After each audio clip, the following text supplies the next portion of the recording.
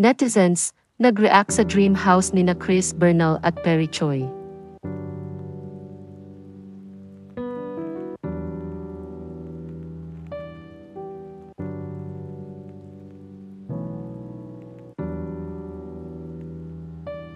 Usap-usapan sa social media ang dream house ng aktres na si Chris Bernal at ng kanyang asawang si Perry Choi. Ipinost kasi ng celebrity mom sa kanyang Instagram account ang isang video kung saan ipinasilip niya ang ilang bahagi ng Casa Choi habang kasalukuyan itong ginagawa. Sabi ni Chris sa caption ng kanyang post, "Malayo pa, pero malayo na."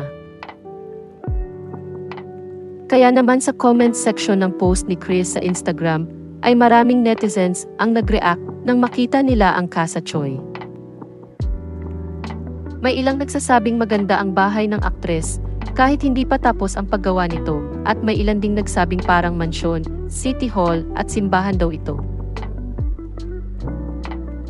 Tungkol sa dream house niya at ng kanyang pamilya, ang unang vlog na ipinost ng aktres sa kanyang YouTube channel ngayong 2025.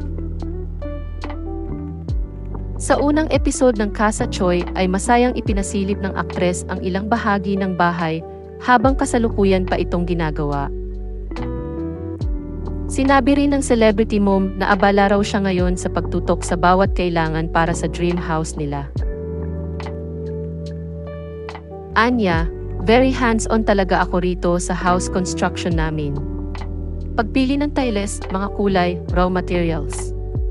Kilala niyo naman ako, kung sa negosyo ko hands-on ako, sa lahat ng bagay involved talaga ako." Inilahad naman ng aktres sa naturang vlog na naganap ang groundbreaking para sa kanilang dream house noong February 26, 2023, at ipinakita rin niya ang mga video ng pag-construct ng bahay mula August 2023 hanggang December 2023. Ipinakita naman ng aktres ang first look ng Casa Choi as of November 2024.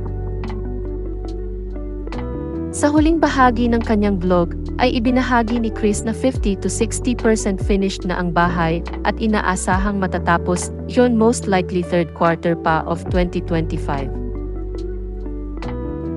Ikinasal si Chris Bernal sa kanyang non-showbiz partner na si Perry Choi noong September 2021. Isinilang ng aktres ang unang anak nila ni Perry noong August 2023.